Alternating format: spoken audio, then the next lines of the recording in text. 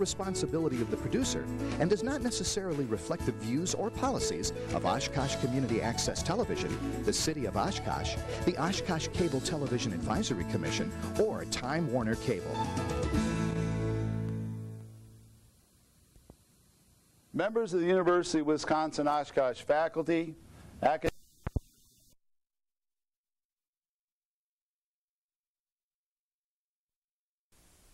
The following is a local resident producers program.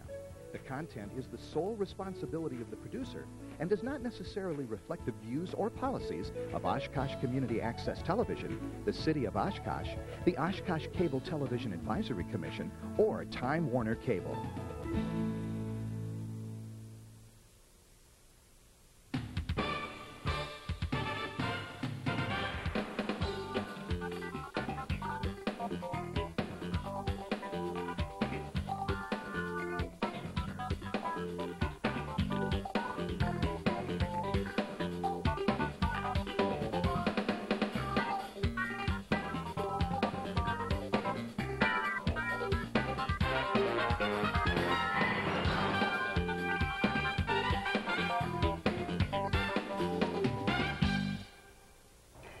Hi, and welcome to Eye on Oshkosh. I'm Cheryl Hentz, along with my co-host Melanie Bloechl, who's the former mayor of Oshkosh and former city councilwoman.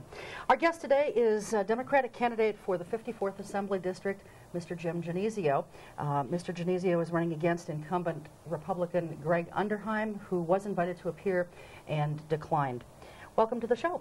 Thanks for being here. Thank you. Glad to be here. It's a pleasure to have you. We're awful glad that we're not too intimidating for you. Yeah. Why don't we start, Jim, by you explaining, first of all, the area that the 54th Assembly District covers, because when everything was sort of redistricted earlier this year, it did change for some people. So why don't we start by you just kind of briefly telling what areas it covers, and then maybe talk about yourself a little bit and why you're trying to unseat Mr. Underheim. Okay. Basically, it includes the city of Oshkosh except the area north of Murdoch. Now, it does now include West Haven. There are some small areas that north of Murdoch, but basically north of Murdoch is no longer in the 54th District. But the rest of the city of Oshkosh is in it, including West Haven. Okay. So that's what people have to remember. All right. It took me a long time to decide to run. I thought about it for a year. I didn't even tell Margaret about it. Surprise!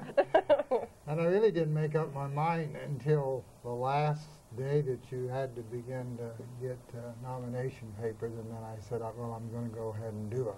I had to take a leave of absence. That was part of the problem. Although now I recognize that that's the only way you really can run. So I'm on a 4-month leave of absence from my job at Kenilworth Correctional Institution, where I'm a teacher. I decided to run for a number of reasons. I figured this was a good year. I'm a Democrat, and I figured this was a good year for Democrats to run. Second of all, I figured surely this was the year for Democrats to win here in the 54th District. It could not possibly be any worse. And Underheim could never have a worse record to run on than he has at this time, because he has to defend the budget that he voted for.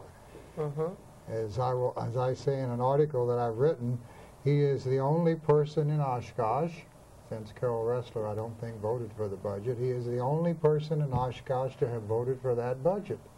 And we're going to talk about that budget. And maybe he's the only person in Oshkosh who could possibly do such a thing. But sure, if you vote for it, you have to defend it. And he keeps saying that I'm of the past. Imagine that. He puts me as the past, and he who's been in office for 15 years. Who got us here? Yeah, who got us here exactly. is somehow the future. Well, one of the reasons that Mr. Underheim gave for not appearing on the show, and the primary reason, was that he said that when the two of you had your debate earlier in the month, that you refused to debate and instead just flung mud. You know, his ads are taking the same kind of tack. You know, they're saying, where do you stand? Where do you stand? I guess, what issues were brought up at the debate that you didn't debate? And how do you feel about the comments that Mr. Underheim is making? Well, that's what I expect. I didn't answer his certain specific questions. I answered some of them, but I didn't want him to control the debate. You know, I had my ideas about what I wanted to say. Right. And what he wanted me to do was, I'll get up here and I'll ask the questions and you answer them, and I wasn't going to do that. Be glad to answer those questions on this show or any other show as far as that's concerned. But I wanted to dwell on his record. When a person's been in for 15 years, the election is really a referendum on his record, on what he's accomplished in these 15 years. And I don't blame him for not wanting to talk about it. I had to defend that budget. And as I say, he's voted for all those budgets. I haven't voted for a single one. And I don't have all the solutions, and I'm not going to make a lot of promises. Another thing I wrote recently was that, if you took all the promises that Underheim made, you'd have to have a calculator to count them up. And if he kept it, now he says this person's going to raise taxes. But the fact of the matter is, he's been in 15 years, and Wisconsin is the third highest state in taxes. So he's had his chance to lower taxes. And we ought not pay any attention to what he says he's going to do. I remember Attorney General Mitchell in the Nixon administration said, don't pay any attention to what we say, watch what we do. Right. And sure enough, they were right. Well, I think it's very interesting because in watching some of the debate, and I'll admit to you, I have not watched it all in its entirety, but have certainly picked up bits and pieces of it. Being one who has debated Greg, myself, he does have a tendency to try to set the tone and the measure of what's going to be dictated in that debate. And I quite frankly admire the fact that you're not going to allow that to happen. I think that's what happens to career politicians, is they get so used to being in a position of authority that no one challenges them, that when someone like yourself comes up and says, no, that's not the way it's going to be, automatically you're afraid to debate. And I was listening to some of the debate, and I found it interesting, Jim, with record deficits this year. I mean, we've known that there was going to be a structural deficit. When I ran against Greg, that was, I was being told that there was no such thing as a structural deficit, and I was a fearmonger and whatnot. What I found interesting is the only thing that Greg mentioned in the debate in ways of cutting spending was to talk about the Department of Tourism. Yeah, that's correct. And actually, if you threw out the whole Department of Tourism, which we can't possibly do. Right. And why would we want to? Yeah, why would we want? But if you threw out the whole department, that would not solve the budget problem, because that's not where the money goes. The money goes to 4 or 5 areas. And if you don't talk about those areas in specifics, then you're not really dealing with the problem. One of the big areas that the governor and Mr. Underheim were talking about looking at making significant cuts that would specifically hurt the 54th Assembly District was in the shared revenue. And for a long time, nobody really paid a lot of attention to shared revenue. That's right. Mr. Underheim has bantered back and forth, no, I really wasn't going to cut shared revenue, but he supported the governor all the way along. How do you feel about shared revenue and what that can potentially do to our 54th Assembly District? Well, actually, the Democrats are going to come out next week. They're going to have a press conference here, but that'll be before this television show is on, to practically say they are not going to cut shared revenue, because what the cities do in local government, it really is the most important part of government. It is the government. We depend on the fire and the police. And get our streets so, in the wintertime we can get to work. Everything that the city, pick up our garbage, everything that the city does really is absolutely essential. And a lot of people don't pay much attention to that. That's one of the reasons I don't know if I'm for these caps. I hesitate to tie cities and school districts down, because local government ought to be able to decide what they want to do. And if we have a complaint with local government, the wonderful thing about it is we can get to it. You bet. And you throw them out. It is very hard to get to the people in Madison, even though it's not that far away. But, we can go, we get 5 minutes, and we have one man goes every week for 5 minutes, so he gets 20 minutes a month. But you can actually call your person, and you can have some effect. And therefore, it seems to me that we ought to give these people more power and let them decide what to do, and people can get to them, and if they don't like them, it is not that hard to defeat them. I think caps are important because I think we've seen some things on the city council, and being one who has served on that, you know, I can speak very passionately about that, but this is your time, so I'll wait for that. I do think caps are important because I do believe that in local government, because there is such a limited number of representatives, all you have to do is be able to count to 4 or 5 if you need a supermajority.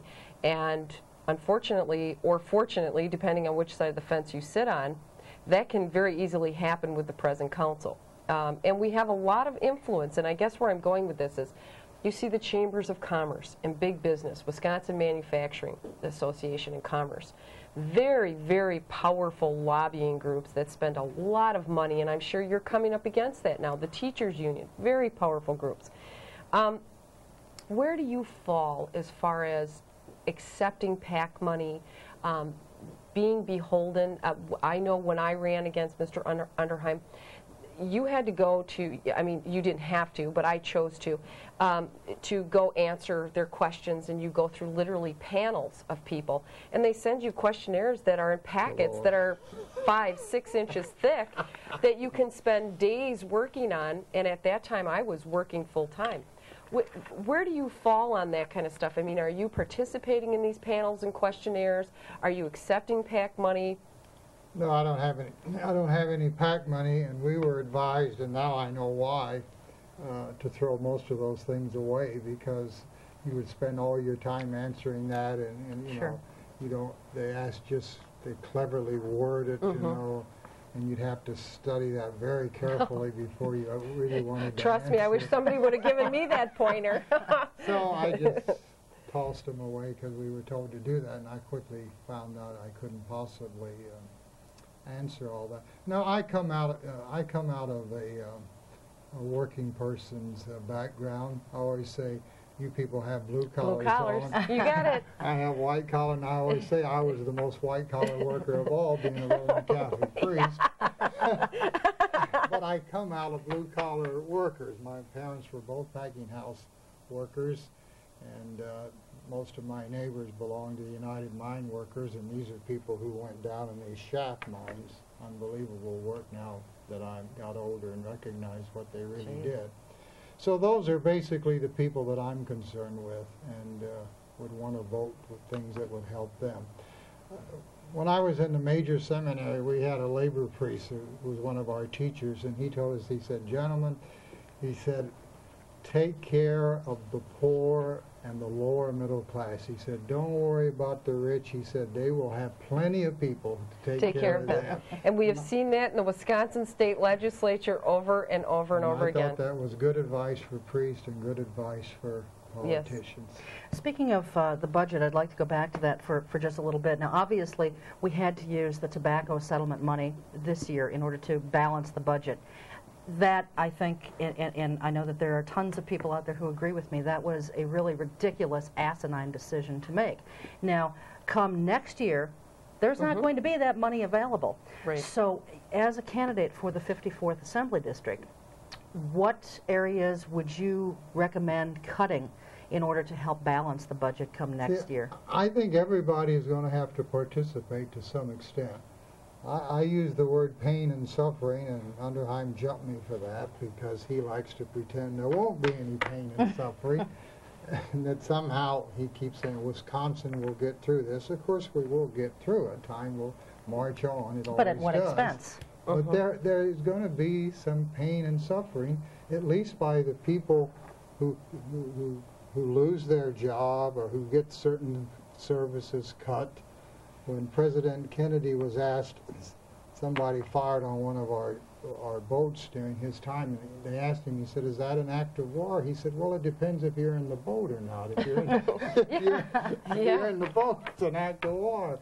Well, and that's the way it's going to be here. There's going to be some pain and suffering by some people, maybe not by Underheim, but by some people. And I don't know how anybody can realistically say that there's not going to be, because you have this huge deficit. Nobody's going to raise taxes because we're already the third highest. So there have to be some cuts.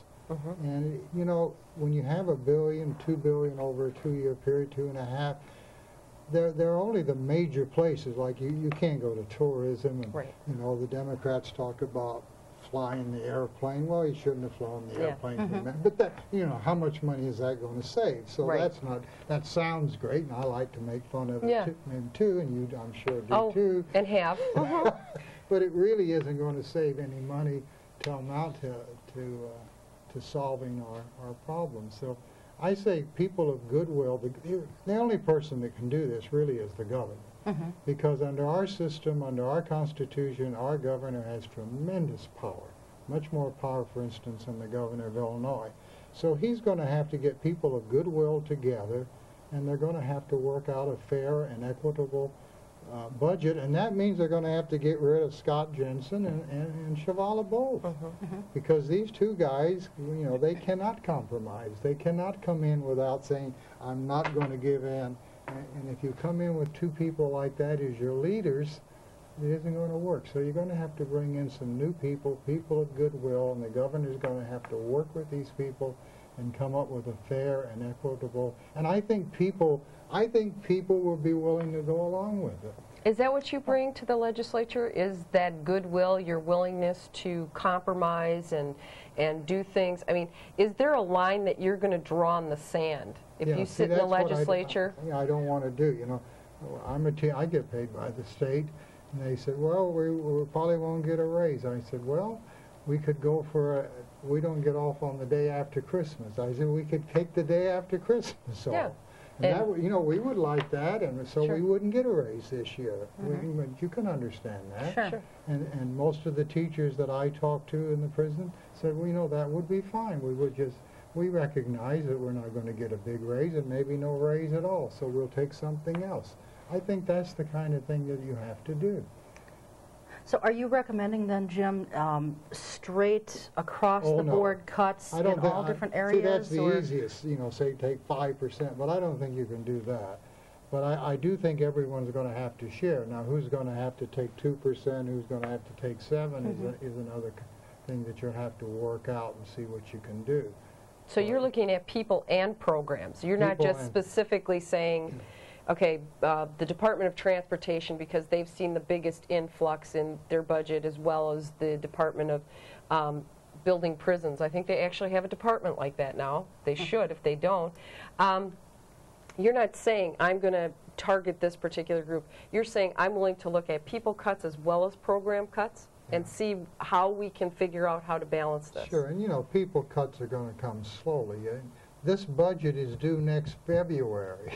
Well, so, it wouldn't be the first time they weren't on time, but... No, but you can't eliminate people that quickly. And, you know, Underheim says we should eliminate people. My answer to that is, why did you hire them in the first place? Yeah. Well, and speaking of when the budget is due, unfortunately, we have developed a history of having budgets come in extremely late in the game. It's extremely detrimental to cities, counties, villages who are dependent upon, you know, what our reimbursements are going to be for mandates, what our reimbursements are going to be for our shared revenues. You know, there's calculations that only the state can do for us. And when those budgets are coming in so late in the game, you know, many times our budgets are set and we're making a guesstimate. And we're doing the best educated job that we can, but we're certainly no mind readers. And we had a huge deficit last year, it may have been the year before, where the state came in and said, you know what, we miscalculated your $600,000 less than what we told you. Are there things that you can do as a single legislator to help make sure that those kinds of stonewallings and stalemates don't occur, so that your 54th Assembly District is not faced with those kinds of challenges? Yeah, I don't know how much one person can do, but I would go in there with the attitude, you know, that just give them what you just said, and that we have to come. That's the reason we need new leaders and new people who will not have all these set things that they have in their mind. I will not budge. We all know we're going to get a budget, so we might as well get it in early July rather than in September or October. and quit fooling around. Well, and they have, I guess what I don't understand, and maybe this is why being a freshman legislator, if indeed you make it to Madison, why I think that's so important, because you already have the idea set in your mind, I have to go home and explain this to the people of my district. I guess what I'm wondering is, when you have somebody who's been in office such a long time, do they lose that feeling like they don't have to go home and explain why the budgets are coming in so late? Well, evidently they don't, because as you say, they continue to do that. Even though will be a freshman, I think I will have an advantage in the fact that I'm older, I have a good background, and I think people will listen to me more than they might to some other freshman legislator. I have one question for you, and then I'm going to let Cheryl jump in here. Healthcare is a huge issue to everyone, seniors, young working families. The number of uninsured people in the state of Wisconsin is staggering. For all of the touting that we do on what a great environment we have in the state of Wisconsin, we have staggering amounts of people who are either underinsured or completely uninsured. But yet we see these huge building booms of hospitals and clinical facilities. Do you have any feeling about, years ago, there used to be called the Certificate of Necessity or Determination of Necessity, that the hospitals and facilities, ambulatory facilities, critical care facilities, had to demonstrate to the state of Wisconsin that there was actually a necessity or a need for this type of structure to be built to meet the needs of the community. And thereby they could afford it, and if they did need to borrow money, that they could show that how this was going to be paid back. Do you believe that that determination of necessity needs to come back in the current environment that we have in your 54th Assembly District? It seems that way. And you hit right on the head of something I'm very interested in, and one of the really big problems, and it probably has to be solved on the national scale. When I spent 25 years within 2 blocks of a hospital, and I was in hospitals all the time, and I know that people cannot be sick and worry about having to pay their bill. They got enough trying to get well. Right. All right. I fought for Medicare back in '65 when I was young, and it's been a tremendous help to a tremendous amount of people. This is something really dear to my heart. And Underheim is chair of the Health Committee. He's the guy ought to be out there leading. I mean, we have higher costs than neighboring states. Why? That cannot be. And we ought to get everybody insured. Just like everybody gets to go to a good school. If you live in Oshkosh, you get to go to a school. Whether you're rich, poor, doesn't make any difference. You get to go to Western North, a good school. And that's the way, in my opinion, it should be with health care. When you get sick, whether you're rich or poor, whether you've got diabetes or mental health or whatever it is, you should get good care. You should take care. That's one of the primary functions of the state. I believe it should be just like education. Well, that brings me to another point. Right now, I believe that there's, and correct me if I'm wrong, but I believe that there's a $7,000 limit on covering mental health issues. Senator Cheryl Ressler has put forth a bill. She's co-sponsored a bill to change that. And one of the accusations that you have made against Mr. Underheim is that as chair of the Health Committee, he seems to be kind of stonewalling this and keeping it in committee, not letting it out. He certainly has stonewalled it. He will not even let it come to a vote. We're in the year 2002. I was alive in 1952, therefore I know you couldn't get this kind of bill through in 1952. But in the year 2002 you can, and Carol Ressler, of course, is a leader in this area. It passed the Senate 2-1. It had bipartisan support. I mean, whether you're a Democrat or a Republican, what difference does it make? Republicans, their families have mental health problems too. And why he will not let this come to a vote, is almost unbelievable to understand. Well, from your perspective, who stands to gain by that bill not passing? Insurance companies, of course. Insurance companies and Underheim are opposed to us. As well as the Wisconsin Manufacturing Commerce. He has 100, one year at least, he had 100% voting record by what is the name of that again? The Wisconsin Manufacturers and Association. Yeah. Well, and it's big business. It's big business because one of the arguments that they're making, and if I remember this correctly, is that they feel as though by having to provide this additional coverage, it will break the banks for smaller businesses in commerce.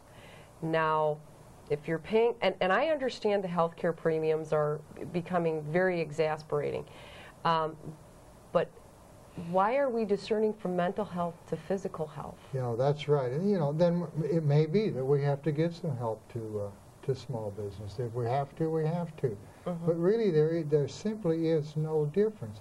If you want to really save money on insurance, take out cancer. Or take out heart disease, And then you'll start hearing people yowl. But I mean, is there any family, is there anybody alive today that doesn't know someone who has had mental problems or substance abuse, and in the long run you save money. Right. That's the thing about it. In the long run you save money if you help people.